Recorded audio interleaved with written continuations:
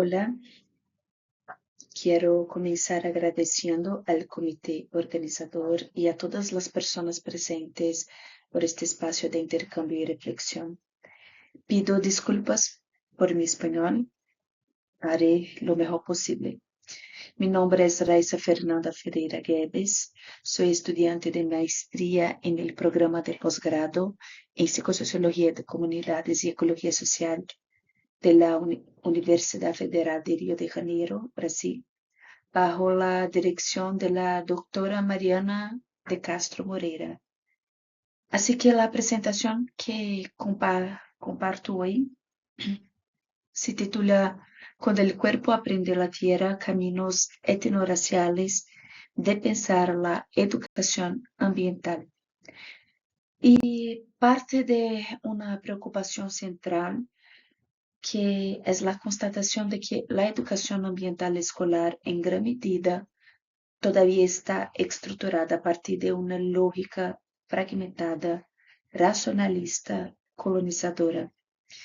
Y esta lógica separa cuerpo y mente, humanidad y naturaleza, cultura y medio ambiente, produciendo prácticas educativas que tensan poco las jerarquías raciales epistémicas y ontológicas que sustentan la crisis socioambiental contemporánea. Así que la hipótesis central que guía mi investigación es que las formas de relación con el medio están históricamente mediadas por un orden colonial que jerarquiza cuerpos, saberes y formas de vida.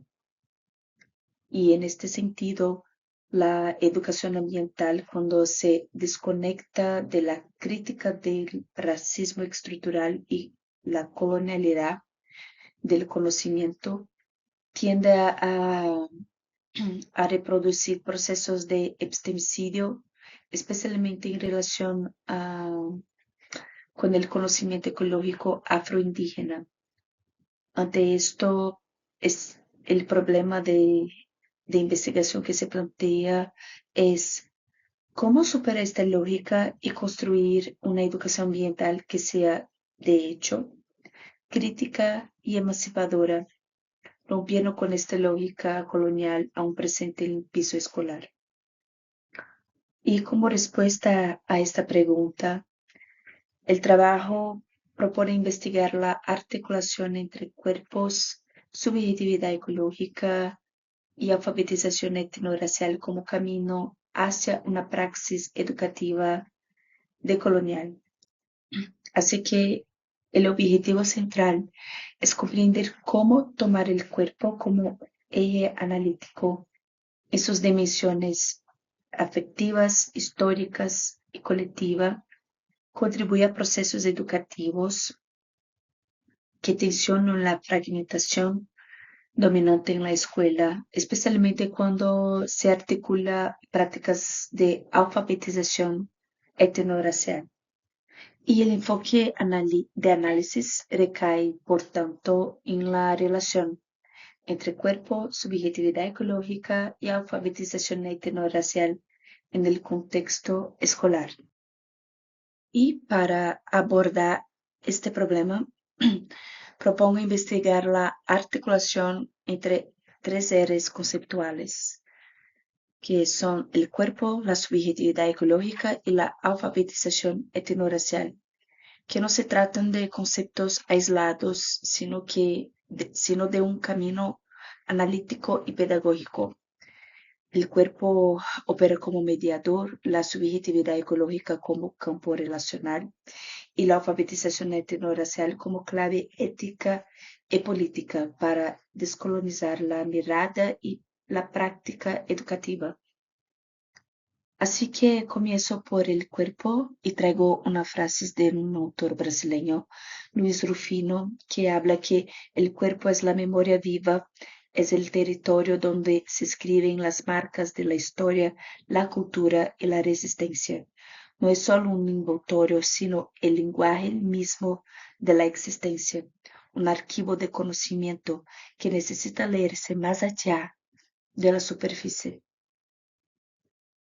Así que, entendido aquí el cuerpo desde una perspectiva decolonial.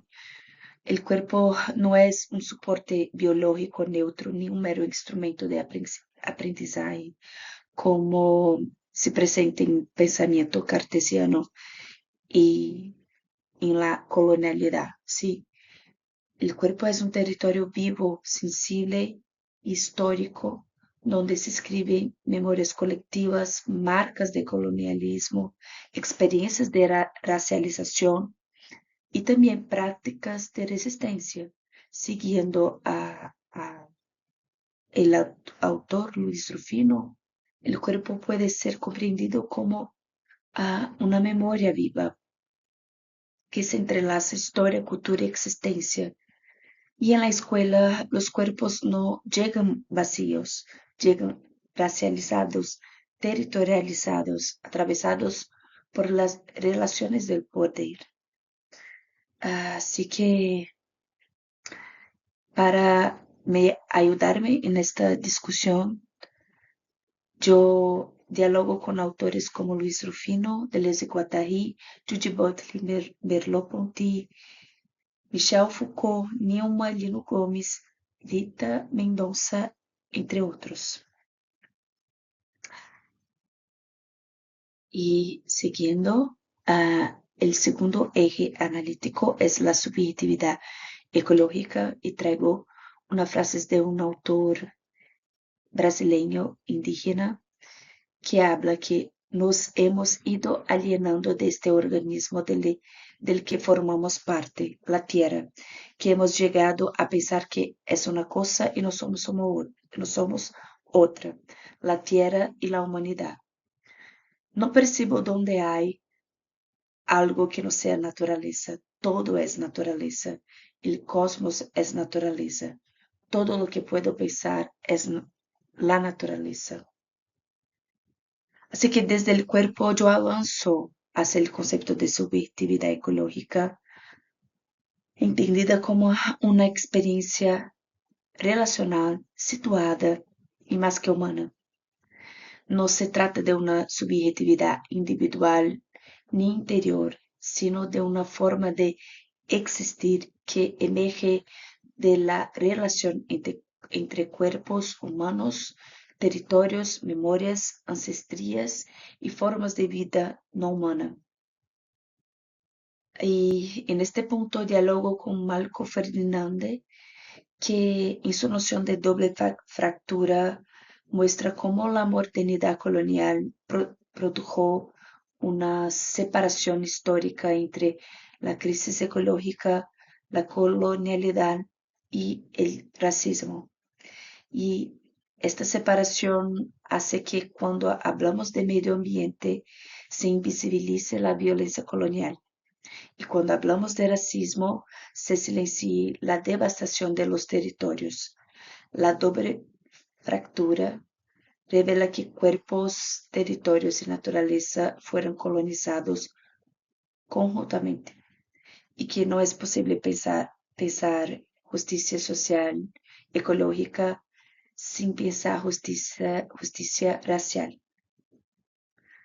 Y desde esta perspectiva, la escuela aparece como un territorio simbólico ambivalente, porque puede reproducir capturas coloniales o abrir posibilidades de reencantamiento de las relaciones con la vida. Y en este punto que yo voy a seguir para hablar sobre el concepto de alfabetización etnorracial como algo central para esta comprensión. Y los autores que traigo para dialogar son autores de epistemologías decoloniales, de perspectivas de subglobal, como Nego Bispo, Ailton Krenak, Davi Kopenauer, Vandana Shiva, Luiz Sufino, Elizabeth Povinelli, Malco Ferdinand, entre outros. Así que, siguiendo, traigo esta frases del autor Kabengele Munanga, que es un autor brasileño congolés, que habla que la educación ciudadana es fundamental para hacer frente al racismo. Así, ¿qué es la alfabetización etnorracial? Es un proceso crítico y situado de lectura del mundo racializado. No se restringe a contenidos curriculares sobre raza o historia afrodescendiente, aunque es importante señalar que en el contexto brasileño existen políticas educativas nacionales orientadas explícitamente a enfrentar el racismo en la escuela. Desde el comienzo del siglo XXI, Brasil cuenta con una legislación que establece la obligatoriedad de la enseñanza de la historia y las culturas africanas, afro-brasileñas e indígenas en la educación básica. Y estas políticas representan una conquista histórica de los movimientos negros, resultados de décadas de lucha política intelectual para inscribir el racismo como una cuestión estructural en el campo educativo. Sin embargo, aunque este marco legal constituye un avance significativo, no agota el sentido de la alfabetización etnorracial, porque reducirla al cumplimiento normativo o a la inclusión puntual de contenidos corre el riesgo de vaciar su potencia crítica. Así que la alfabetización etnorracial implica ir más allá del currículo formal y problematizar cómo el racismo estructura relaciones sociales, derechos, afectos y subjetividades, produciendo jerarquías históricas entre blancos y no blancos que continúan operando en la escuela. Y este proceso exige reconocer la blancura como una posición estructural de privilegio y no como una norma neutra o invisible. Desnaturalizar la blancura es un gesto político y ético fundamental, especialmente en el contexto escolar.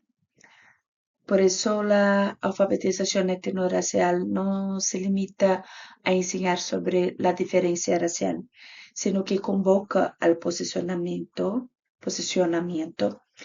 a la revisión de prácticas y a la transformación de modos de pensar, sentir y actuar naturalizados por la colonialidad eurocentrada y norte-estadounidense, ¿sí? Y autores que ah, ayúdanme en este sentido son Paulo Freire, Lino Gomes, Lélia Gonzalez, Bell Hooks, Franz Fanon, Sueli Carneiro, Attila Bembe, Cida Bento, Lia Shuma Munanga, Bárbara Carini, entre otros. Y en este sentido sostengo una afirmación central de mi investigación. En la escuela, la educación ambiental crítica exige confrontar el racismo estructural y la colonialidad de saber.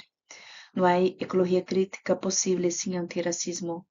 La alfabetización etnorracial posibilita una ecología relacional y anticolonial, capaz de reconocer los saberes ecológicos afroindígenas históricamente silenciados, como sabemos, y de producir otras formas de relación con el territorio.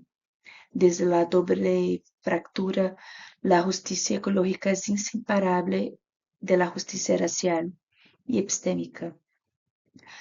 Y creo que es importante mencionar aquí una experiencia concreta que tuvo en una escuela pública. Fue una práctica desarrollada, orientada al trabajo con la alfabetización etnorracial a partir de la arteterapia y de expresiones creativas que me inspiró mucho en mi investigación en maestría Y en esta experiencia se utilizó el método de mapa corporal narrado, en el que adolescentes fueron invitadas a construir y pintar la representación de su propio cuerpo como forma de narrar experiencias, identidades y memorias. Y la imagen que se presenta muestra a un adolescente en el proceso de pintar su mapa corporal. Y más que una actividad expresiva, el mapa corporal narrado operó como una práctica pedagógica y política, en la que el cuerpo fue activado como lugar de inscripción de la historia viva y como mediador también de la desnaturalización de jerarquías raciales, ¿sí? Así que, siguiendo, en cuanto a la metodología, la investigación se inscribe en un enfoque cualitativo de carácter teórico-conceptual, articulado con una perspectiva autoetnográfica.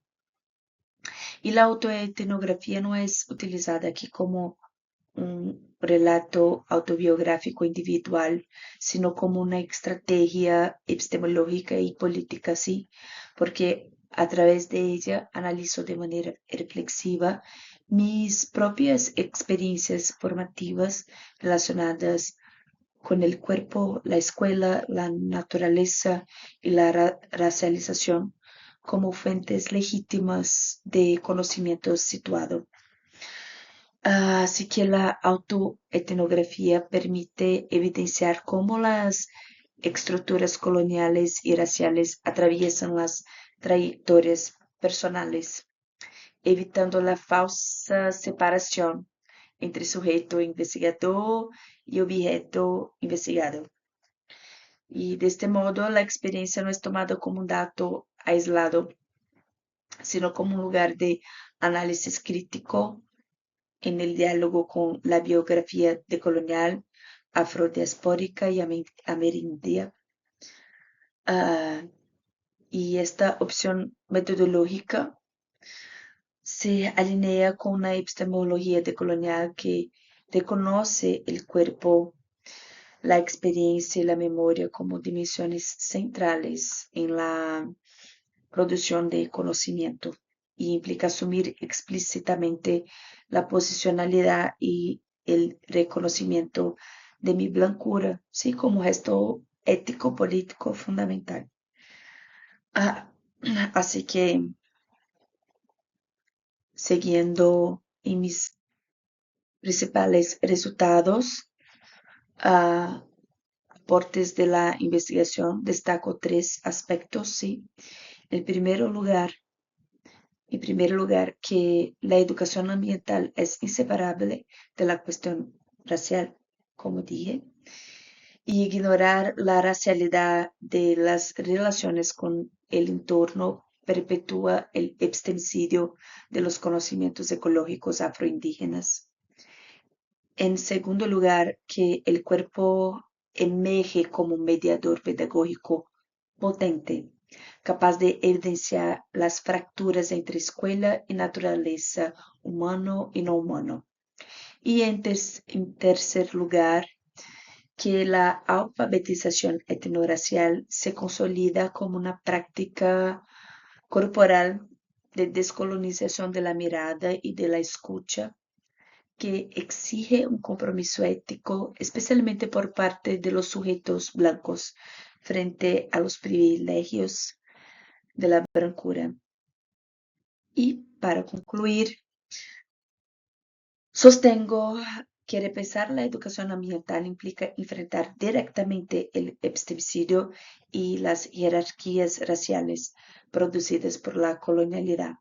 La articulación entre cuerpo, subjetividad ecológica y alfabetización etnorracial no es un añadido pedagógico, sino una condición para la producción de subjetividades ecológicas anticoloniales en el contexto escolar. La investigación